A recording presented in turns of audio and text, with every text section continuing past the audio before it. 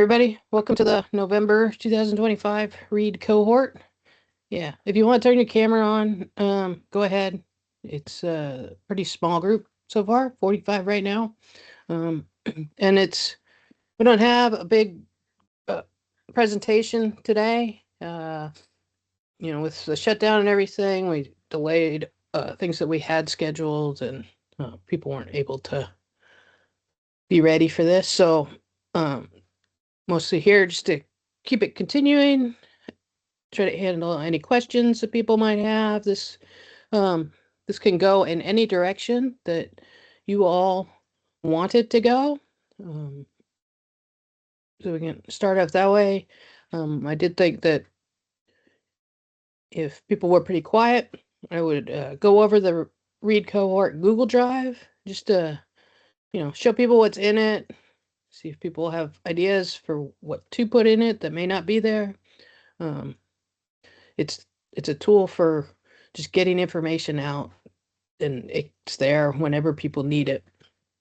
So, uh, how are people doing this morning after people getting back to work, feeling a little more stable?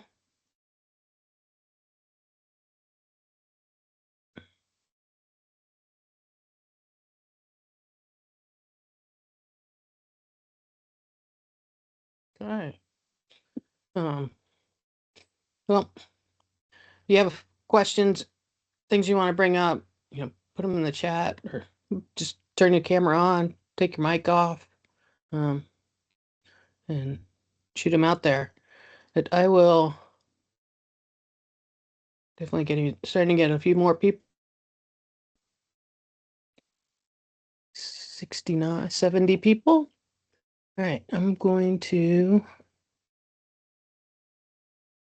bring up the Google Drive and oops, get this set. Okay. All right, question from Brian. Sure, Brian, you want to, I'll stop sharing if you want to give a update right now. Do you want to wait?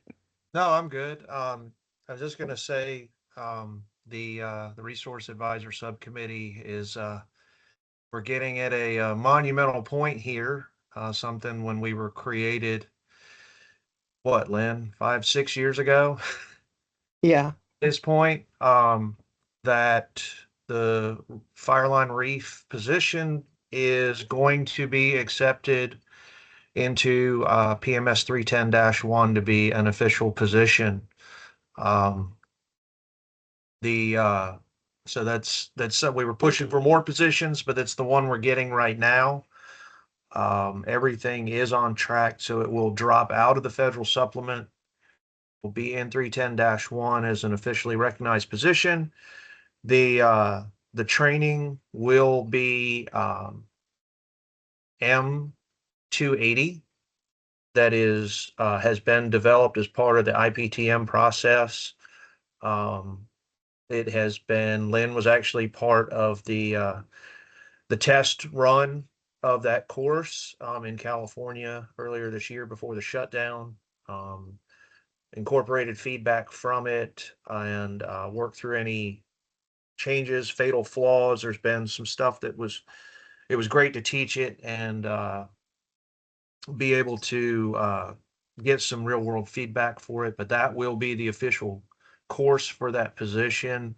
One thing we discussed on the subcommittee call yesterday is that for the cohort, we will look in early 2026 to put together something that we can deliver that kind of how to deliver an M280 course, so that folks that need to teach that course for our constituency are able to do it. Um, as of right now, the resource advisor coordinator, which we know is the lead read, will be in 310 dash, or will be in the federal supplement, excuse me, continuing, as will the archaeologist and the read position will all continue to be in there for now. And can't think of really any changes there other than, well, there's hopefully going to be a little bit more alignment with the DOI agencies on what is required of those positions in the federal supplement for 2026. And happy to answer any questions what we're doing. Well, and just it not only is the class, it has an official task book. Yep. So you have to have an official trainer to work your way through the task book, and the task book might take you more than one fire to get through. Um, the we'll say the training is probably a lot different than the way the training's been through at least most of my career. It's much more like um, it's the day in the life of a reef, and you know, so you're going to be learning more about like how to negotiate and work with firefighters more in your through your training task book, and like individual resource issues, T&E and stuff. You'll get taught that more through your training and task book than you will in the M280 class. Um, and the M280 course, as Lynn alluded to, is called a threaded scenario. So once that course starts, it's kind of a building block throughout the day, and it's very real world. I was one of the developers, so some of you that don't like it, you can find me and make a voodoo doll of me and put pins in it. But there were many other hands in it. But as it developed, it was really fun, like because we took very real world, like there are pictures and scenarios in it that come exactly from incidents people have been on. It's not stuff made up. Now we did like we there are made up species, things like that, because we had to do it that way. Um, if you recognize something from a previous incident, the names have been changed to protect everything there. But I think it will set the table for you to go out in the field on the job training and the task book. So think of now going forward that this is really to become a reef. It's kind of like a three-legged stool to support this position with the M280 training, the on the job training, and your task book to get you to be fully qualified.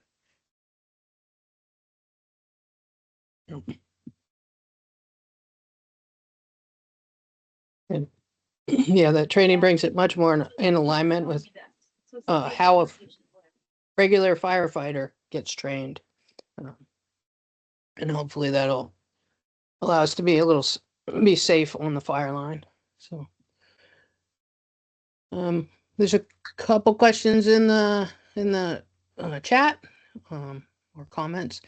So a couple about getting on getting the training. So they did the training the year before this last fire season, and or at the beginning of the fire season, and then didn't get called up for this fire season. And I'll just say that every fire season is very different. And this was a pretty slow fire season.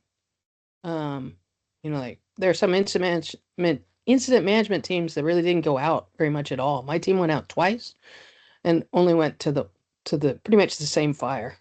Um, and so they're just years that people don't get out, and then there are years where we can't find enough people. And this happens both nationally and locally. So you just got to keep trying, keep putting yourself out there available. If all you've taken is the class and you've never had been on a fire, trying to find a trainer, a local or somebody you know that you can reach out to and go, hey, would you be my trainer? And when you go out on a fire assignment, can you take me with you? And then when somebody gets a call up, they can negotiate that for that fire. Hey, I want to bring a trainee. So can you order that trainee at the same time you order me? So it's just sort of the luck of the draw. Um, and I'll put it out there, and Brian can bounce off of it what you want. Resource advising still very much is uh, who you know and how hard you try to get on fires. Still, we've we've tried to work it so that there's more open orders. There's more chances for people to get out if you don't know a lot of people. And I think we've made some improvements on that. But there still are, people who know each other, they call each other every time there's a fire. So it can be hard to break in, but just trying to make yourself available, get that call, go on those fires, get to know more people. Yeah, and I'll say in the last year, I've gotten more people who from the Fish and Wildlife Service who know I'm the representative on the Resource Advisor Subcommittee who've reached out to me to see if I can help make connections. And I can't always do that. And this year was slow. Like there were folks I had to say, no, I really don't have any connections right now to anybody that's out. But trying to find the people in your agency that can help you. Um, Another thing that I suggest too is so say you're not trying to get out on that first assignment, but you're getting up to where that expiration date is coming up on your red card. Start talking to your local home unit to find opportunities because there may be an opportunity that is creative. And also remember that you have to do it one time to keep that proficiency. I'm not saying that keeps the skill set sharp, but to at least not have it expire on your red card. Work to do that. Even in a down year, you may be able to find an opportunity locally to do something that is a resource advisor driven, for it could be on a prescribed burn for some reason that they need you to come in and give some recommendations on things. But don't be afraid to ask. I mean, personally, I'm having to keep an engine boss requirement right now, and I've already let our FMO know that hey, I'm getting like 6 months out. I need to make sure I get an engine boss something on a prescribed burn here locally. Be proactive. But I am gonna try to address one of the questions here. How will reef be being recognized position change for red card holders? If you're currently qualified as a reef, you will continue to be qualified as a reef. You do have to follow the fitness requirement, which is moderate, and any of the training. You'll have to do your 130, 190, all that's in there, and doing an RT 130 every year. To keep those quals because those are requirements. But if you are currently qualified, you will continue to be currently qualified. Um, Yeah, and you don't have to retake the classes, the no, basic 32 or basic fire classes. You don't have to retake those. You do have to take your refresher every year to pack test, but you will be grandfathered in. yeah, and for all of us that have done like N9042 to be qualified, you don't have to go back and take M280. Um, Yeah. um, if your agency does have trainees, you're going to convert as a trainee. Um, that's just, and then you will have to initiate a task book. I'm trying to. Will M280 be offered in 2026? Absolutely. M280 will be offered in 2026. And that's where we're talking about maybe putting a short presentation together for this cohort on what it takes, what you need to deliver a course. So that we can help there. Yeah. Let me add to that, and then I'll go to Daniel who has his hand up. But with the class, it is an in-person class. It won't be taught virtually. But it's the kind of class where we locals will teach it. People who are already qualified as a resource advisor um, will teach it, and it might be a little bumpy the first couple of years because it is a new way of teaching.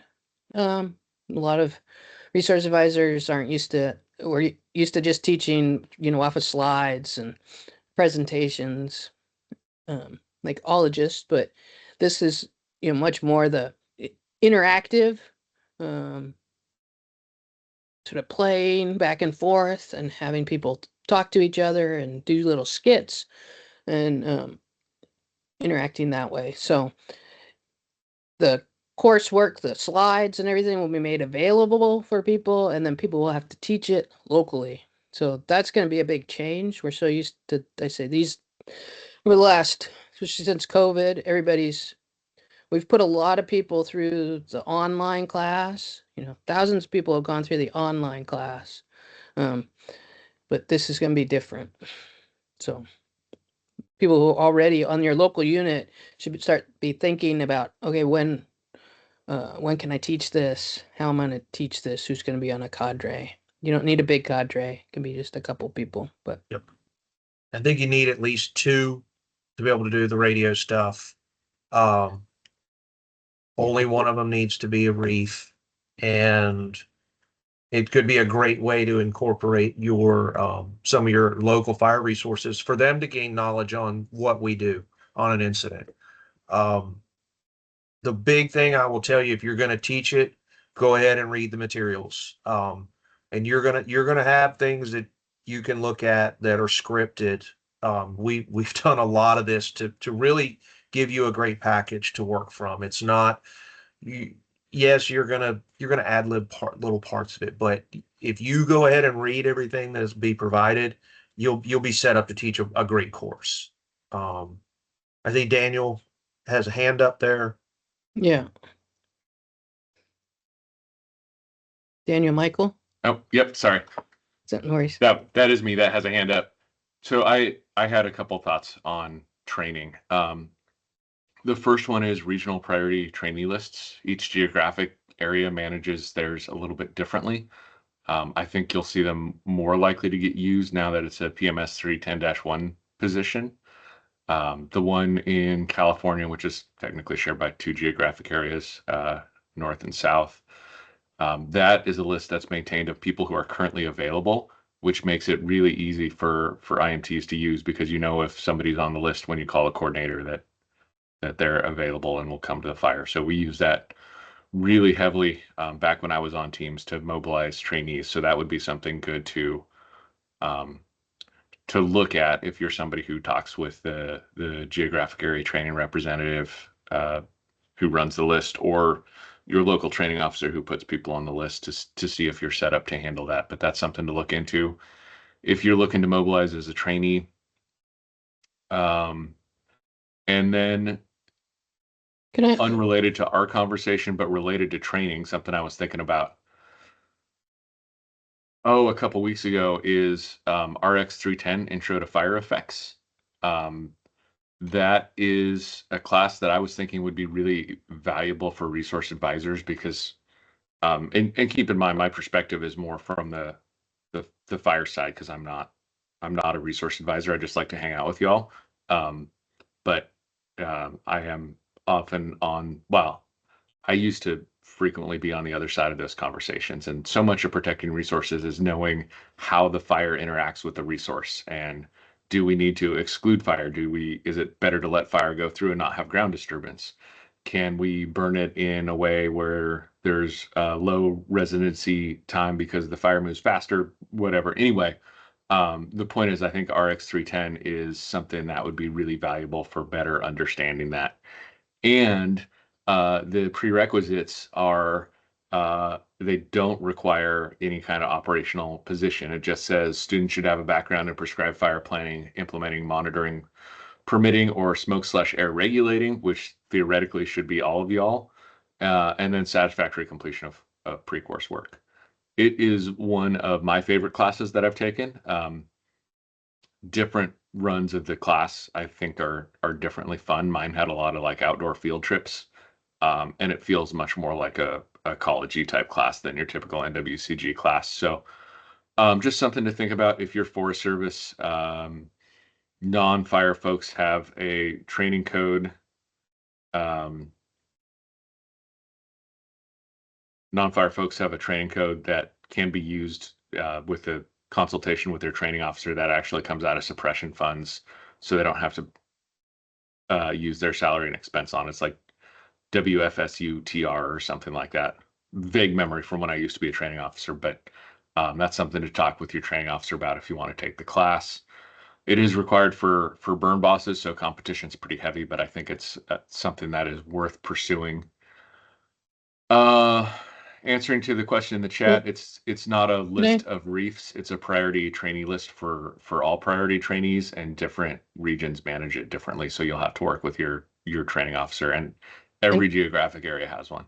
yeah, Daniel, can I just do it? Just Yeah. for how that's actually going to handle and if briefs will end up on a priority training list, is really good. Who knows? We actually don't really know. We For years we've been asking training officers to do that kind of thing, um, and they haven't, or some places have, some places haven't. Um, and one of the big things that still will happen is that like IMTs aren't the ones that are ordering reefs. It's the resource advisor and the local unit that are normally ordering them, who don't have a lot of experience going through that priority training list. So that will be an interesting development in how that takes place and how it changes. And I think it also will change as we move into the new fire program, even if Forest Service doesn't merge in with DOI. Yeah, and who knows about that one too? Yeah. That's a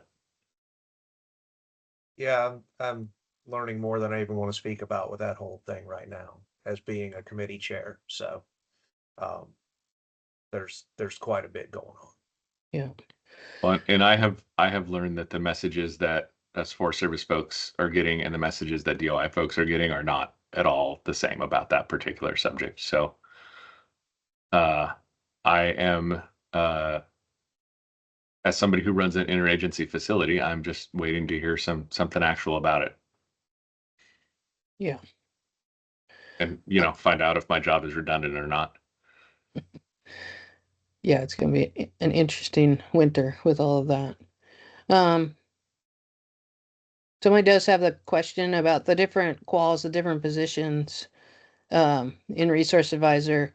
And so there are the four right now, and Brian can jump in anytime. But, there's ARC, Read, which is non-fire line Resource Advisor, the REAC, RAC, or the coordinator, the Read coordinator, which is the old lead read class or lead read position, um, and then Reef, the fire line.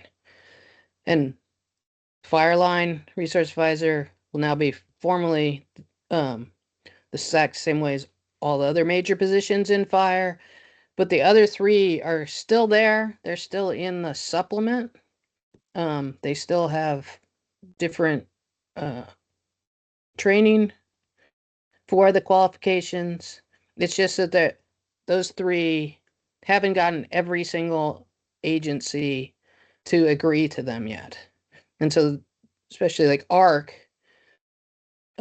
doesn't have the same qualifications in the Forest Service as it does in BLM. So Yep. you need to look at your agency and find out what the calls for that position are, and then do those. And So, I was just going to give the quick 10-second of why it's REAC instead of real or anything like that. That mnemonic already existed in the system. And when we were requesting a new, they said, no, you have to use this one. So anybody that questions, well, why is it not LRED or anything like that? We were given that one with no choice. So,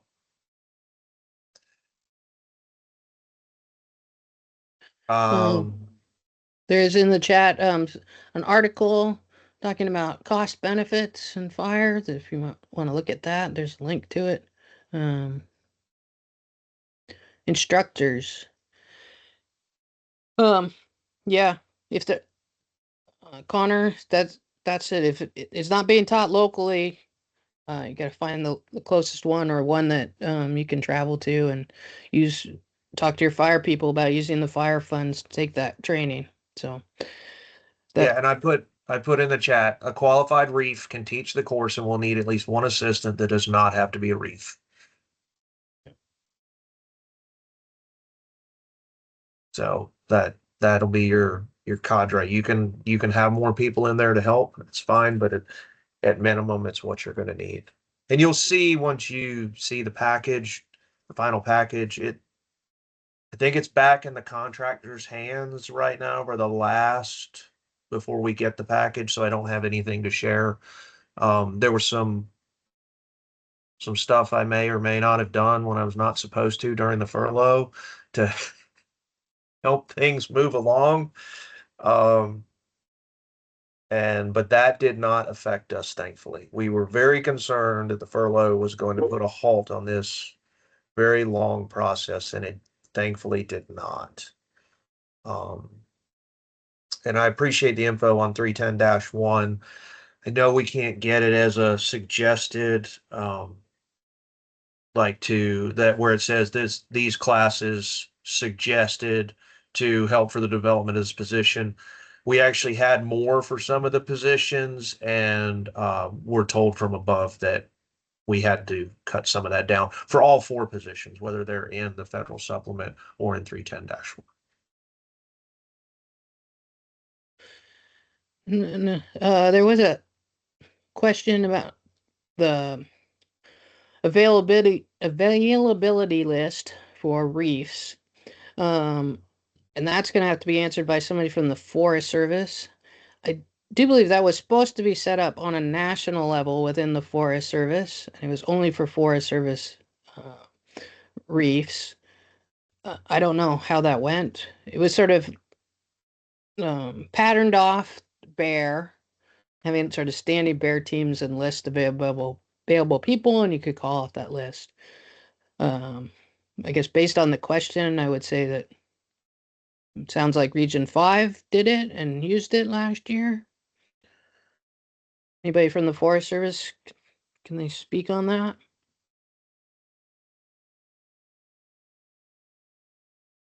Lynn, I know this is Brandy. I know I saw a like sign up for that somewhere. I'll see if I can try to locate it for the Forest Service side. Okay, that'd be great. Thanks, Brandy. Hey Lynn, this is Marissa. Oh, Yeah, there's I have a link I can put in the chat. I'm away from my computer at the moment, just on my cell phone, but I can put it in later.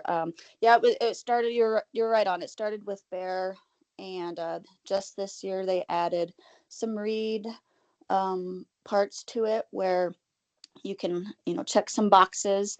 And so we're still in transition, but yeah, it exists, and we can try to get the link in the chat once I find it. So thanks.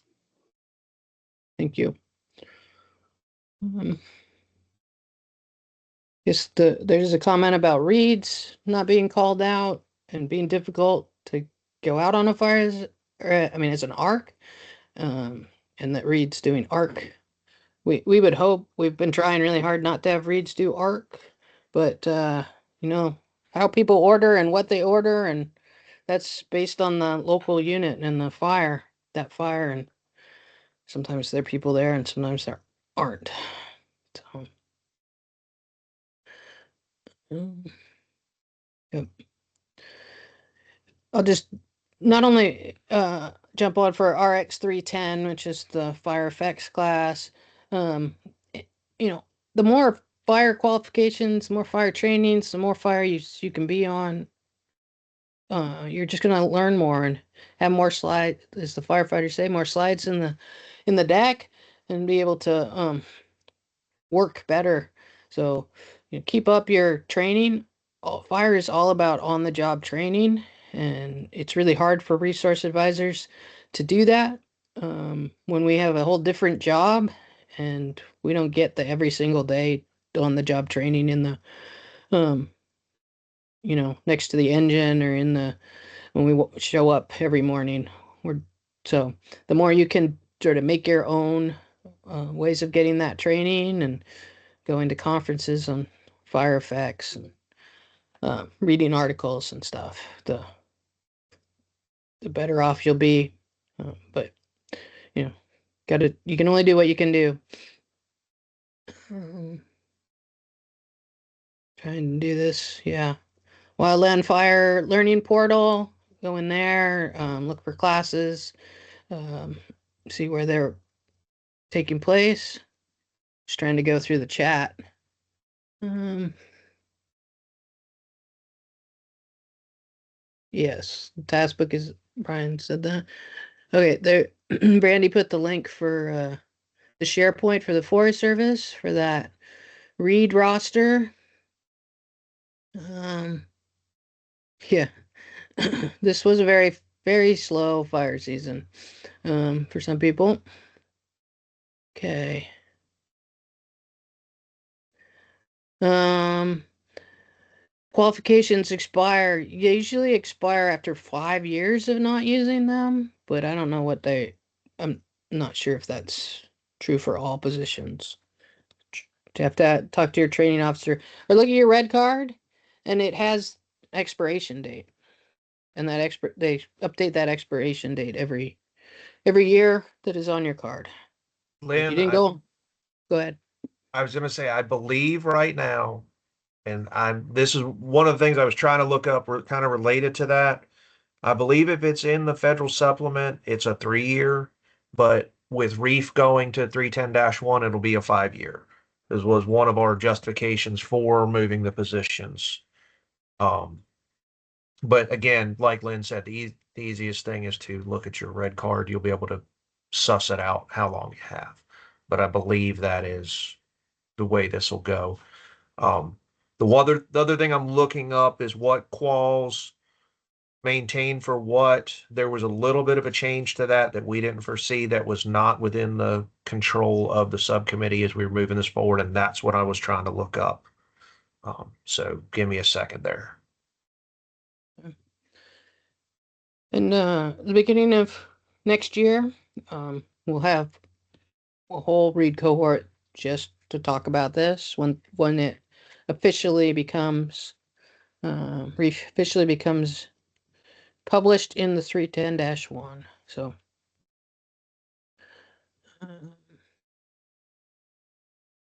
yep, some on-demand classes in that portal. So Kimberly. Good morning. I Morning. just wanted to clarify. I got my reef and read quals last year, and it says trainee on my red card, and they're good until 2030. Will I just keep those but use the new task book that's out? Yes, you should Okay. just get a task book, and um, everything else should be grandfathered in. If you took the N9042 class, Yes. that should be grandfathered in. Great. Thank you. Sure. All right. I don't see any more hands up, and I think I went through the chat. So it was a good discussion. So I'm gonna go through read cohort Google Drive. Oh, I don't think that link actually got put in right. Let's see if I can.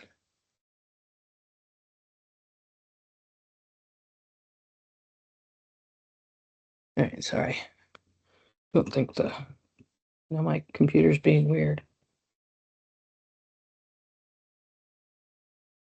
People still there? Can you still hear me? Yes, we can still hear you. Okay. All right, I don't know why, but my computer, I can't type in the chat at the moment. So, I'm just gonna share the Google Drive. Okay.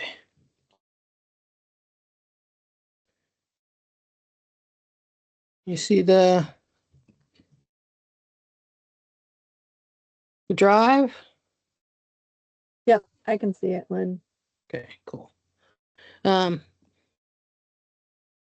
of the fun things about Google Drives I just learned is you can have them on your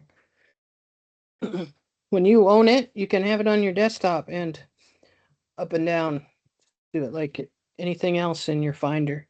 So that's the view you're seeing, but if you here, now I can type.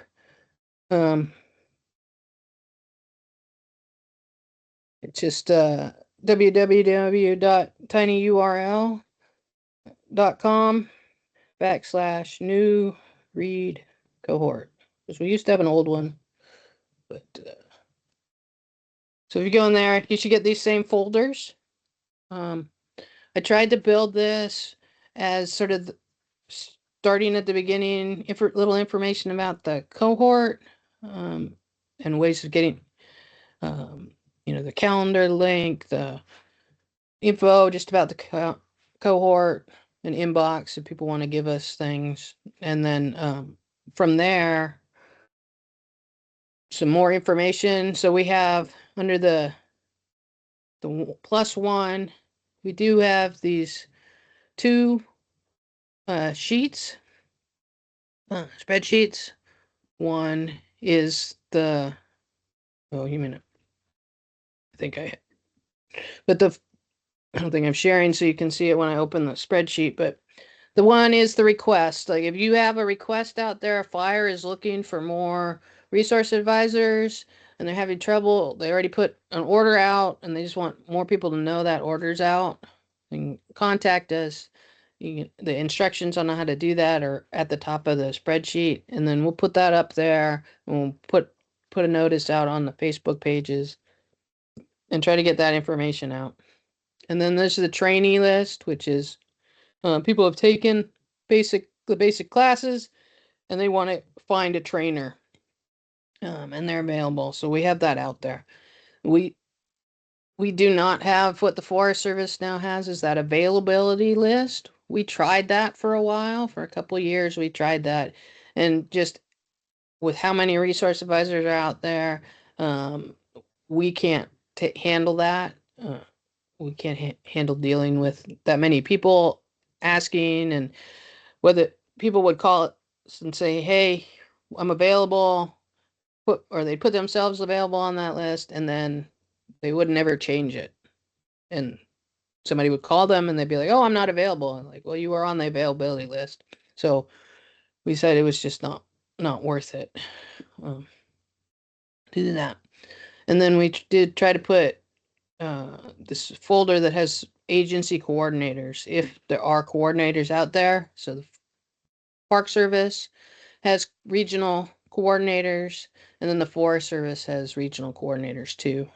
I don't know that the BLM or any other agency has that, so we don't have those lists. But if there are other lists out there for coordinators, we'd be happy to put that up here. So, and then I'm gonna actually change how I'm sharing, so maybe I can open things by the screen. Okay. And then, like how do you become a read? With some old step-by-steps, some old trainings, and just some quals and stuff, which as the new positions come into 310-1, we'll have to get these. If anybody does a presentation on how to become qualified as a reef or a read and updates these, we'd be happy to put them in here.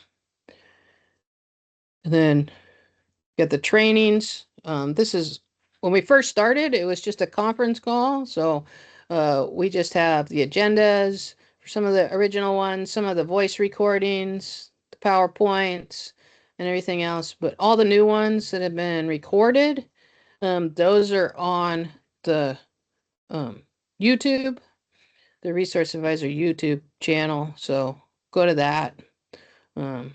Take a look at those trainings there. And then if there are training opportunities, announcements, we'll be happy to put them in the folder and get that word out for trainings. And then now getting into there is a national read guide, and the older versions of that national read guide, both the all hazards and the fire one, and then the red book. So take a look at those for overviews, national overviews. And then some basic qualification information. We did at one point have all the draft task books and draft submissions to try to get the new training courses, but because those were in such flux within NWCG and going through the contractors to do that, we took them out. But once they're solidified and they're published, we'll put them in here for people. Thing on AD hiring for those of us who just retired or took the Vera or the DRP. You might want to go AD. There's some information. And NWCG and NIFC. Actually, NIFC has a website just on AD, and it's a really good website. So you just Google administratively determined and NIFC hiring. You can get to that website. It's really good. So there's some other things like fireline escort. It used to be a big problem before we had a reef and a read about whether you were getting escorted or not. So these are a little bit older, but they still are in place for like a read. If you aren't reef, you have not taken a pack test, you're just a read and you need to go out on the line, you are going to need to be escorted. So as a lead read, you may want to put somebody out there because they have that expertise, but they're not red, or may not be red carded, or they may just have read. You're going to need to work through that, getting the escort, making sure that the incident management team and the IC have authorized that it's okay to have somebody escorted, and go through that. Just trying to get information about how to dispatch, how to get to a fire, how to get ordered onto a fire. So there's information about that. Then once you're dispatched, how do you deal with your hazard pay, time, rest days when you come back, your travel. So we just try to put information about that here, and all the newest information. There was big thing about hazard pay in 2023 that we got through and got an official finding or guidance through the business committee. I will say I did hear that there was a little bit of a kerfuffle this last fire season about arcs and reeds, or people ordered as reeds going on the fire line and not getting paid hazard pay or having to fight for their hazard pay. So sometimes it doesn't matter whether you have a fire line position on your red card, but you might have to you might be have ordered as a read, and then you just have to get people to acknowledge you can go out on the fire line because you have that experience and that training, and extra documentation in your red dog. So just be aware, if you are going on the fire line, document on your red card or on your CTR, on your daily time, that you were on the fire line, you were doing such and such on that division, working with such and such crews or whatever.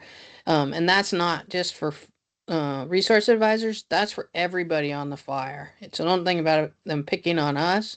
It's a change, it's a business change to try to pay attention to costs and pay attention who's actually getting hazard pay or not. So just make sure you're go ahead. I'm going to jump in as a plans chief. Like, it is incredibly problematic for us to have people who are, on the IAP or in EI suite or whatever, in non-fire line positions. It's problematic to put them out on the fire line. So just make sure, if you're ordering people, order reefs if you need reefs. Don't just order reeds and hope they come as reef qualified. And then if you have them on a fire, try to get them either reassigned or at least check in with plans and make sure they're showing appropriately with their correct qualifications.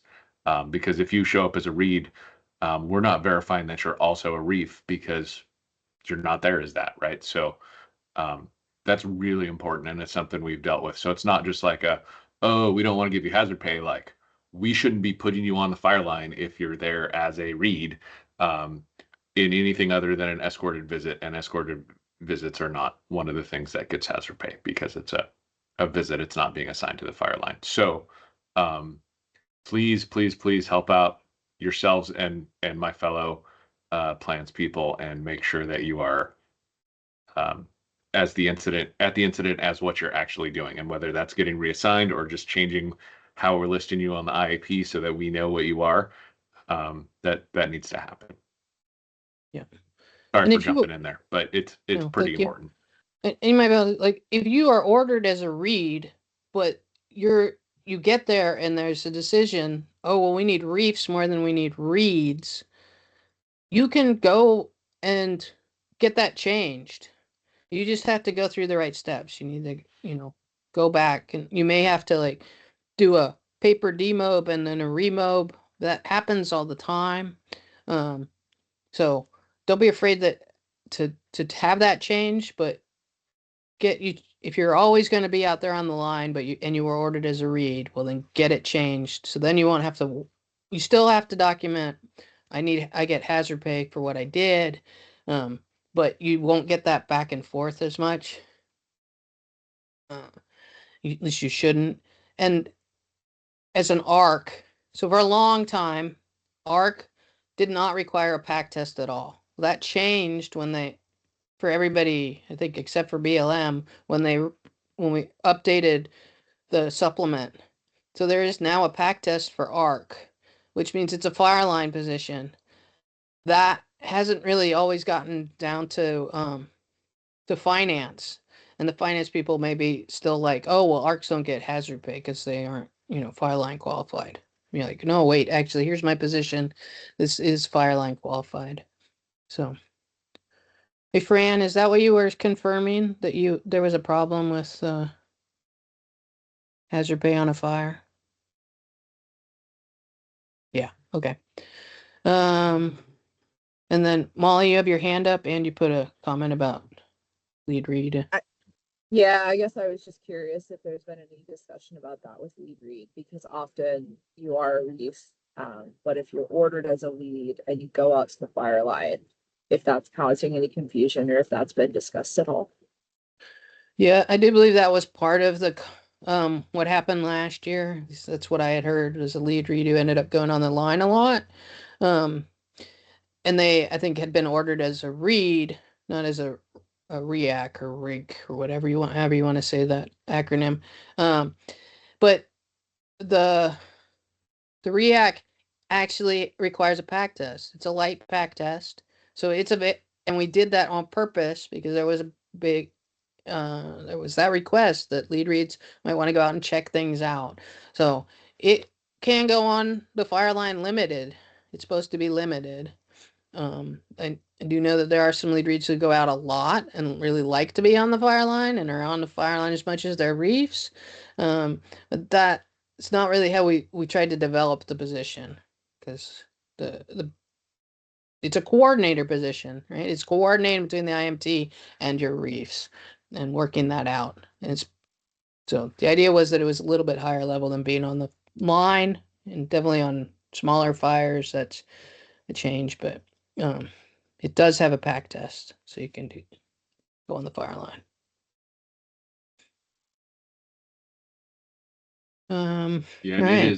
it is Yeah. incredibly frustrating from the team standpoint when we can't get a hold of the lead reads, because there's stuff during the day that we need, like planning meetings, and when the lead read is always gone, and then we're struggling to get a suppression repair plan or get assignments for where people are getting put the next day. Like that's hard. So keep that in mind when you're out lead reading, that it's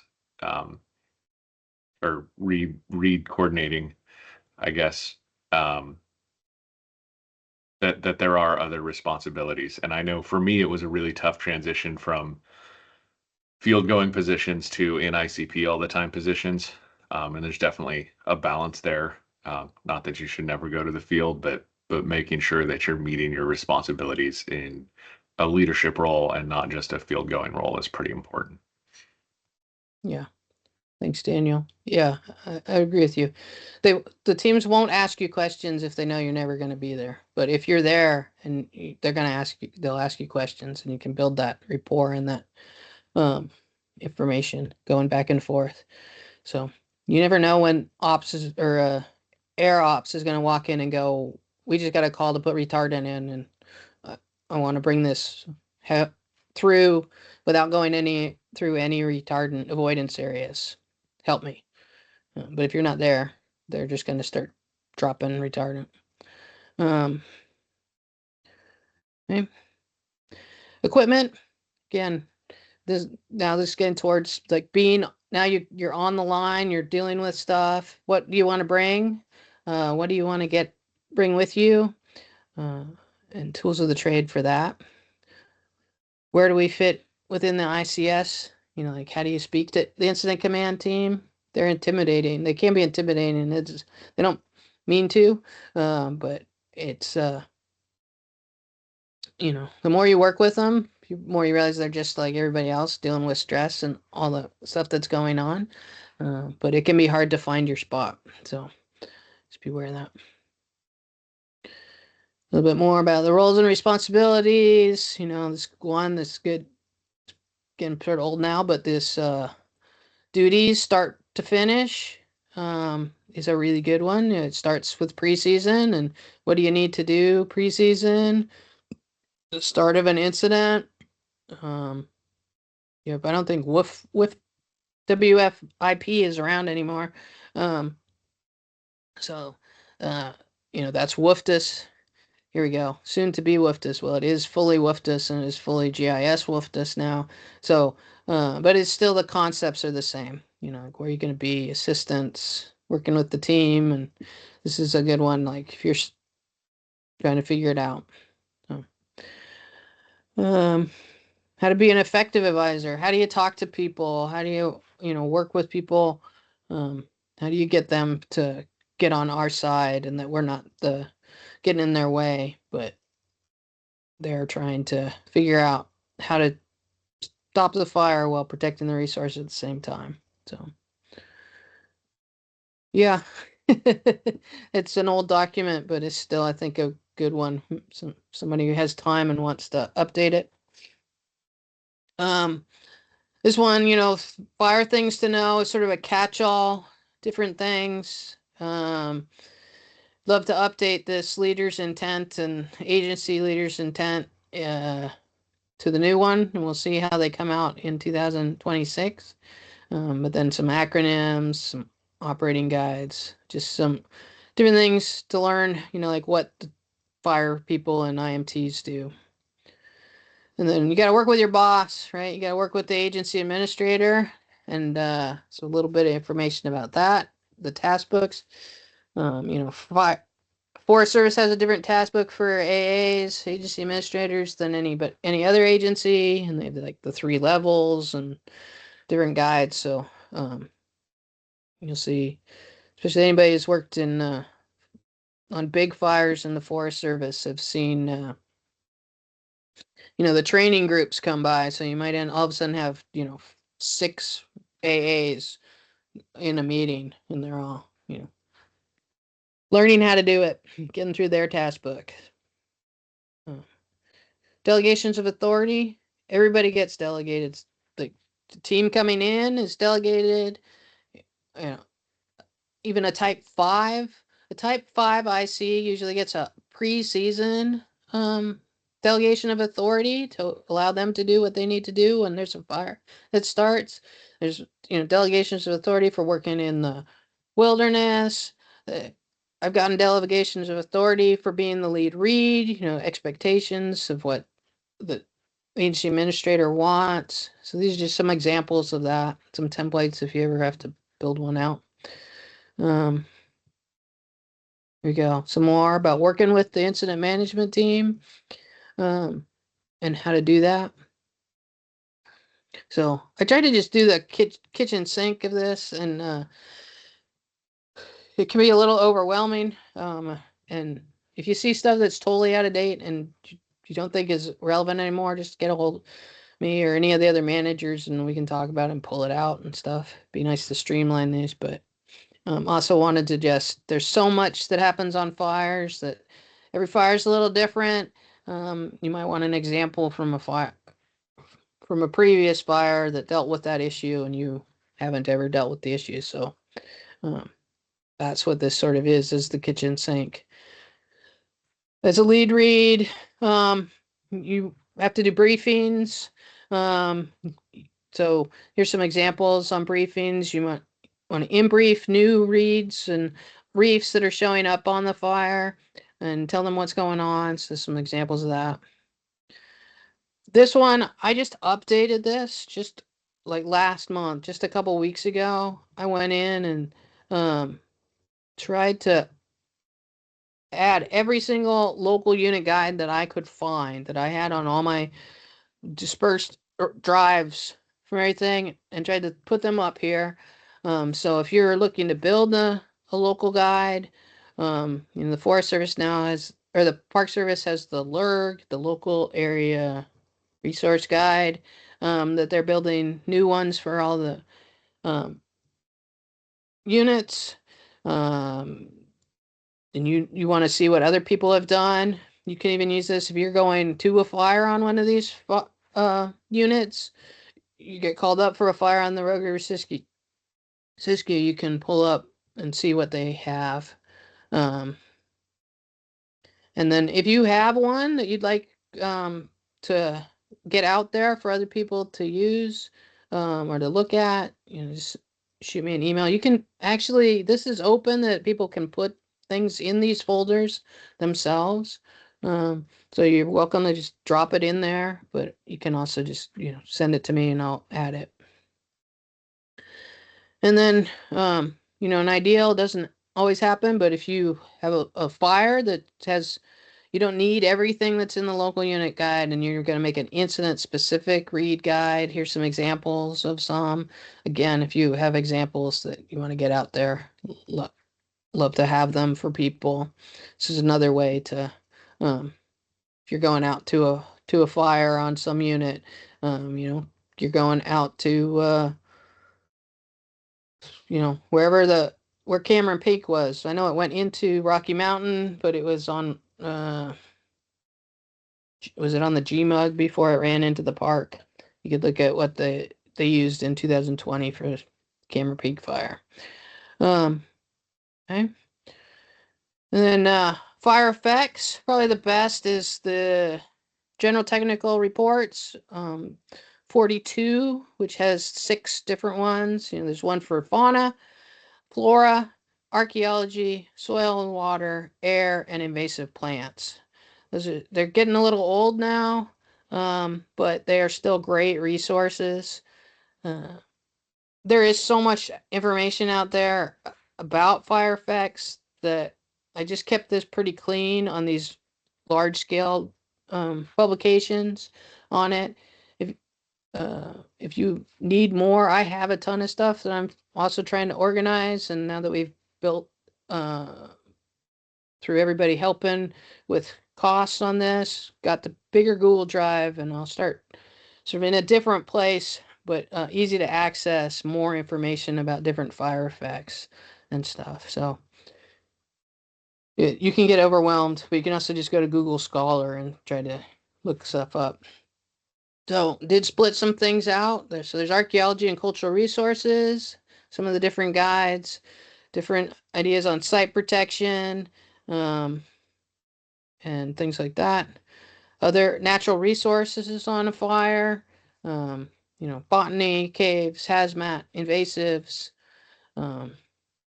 vegetation, watersheds, things like that. Also some things on different equipment that you might need to order, pumps, hot seas, other information on drafting, water drafting. And then physical resources, air quality, some geology with asbestos, hydro, mines, and then more like trails, roads, and soils. And then we got our management areas, inventory roadless, trails, research natural areas, wilderness, some other special designations that might cause you to have to do different things. And again, if you have something that you'd want, that you know about, happy to add it. And then some special resource protection areas. Again, love to add more to this, but especially my experience, we've done a lot of different things with resources, with redwoods and sequoias. That's a little out of the norm, so added some of that. But happy to put a lot more into this. And it's right at 9:30, so I'm gonna just stop there because there's a lot of information here. Love to add more, trying to keep it sort of digestible. Um, and this takes you all the way through to IEP messages. I added a whole bunch in here too. Safety, planning pace, retardant, suppression repair. Again, tried to do a whole bunch of stuff for suppression repair, and add a whole bunch from different past fires. So, especially this year, being retired, I can clean up my files and start going, hey, that's a good one to add to this. But you guys who are actively doing a lot more about it this year, than I am being retired. Send me stuff, send anybody in the management of the cohort info. All right, that's all I got. Thanks everybody for showing up. Appreciate it. Hope you all survived the shutdown and are getting ready for the holidays. Gonna have fun now. Hi, Melissa. Hi, thank you, Lynn. You're welcome. See you next time. See ya.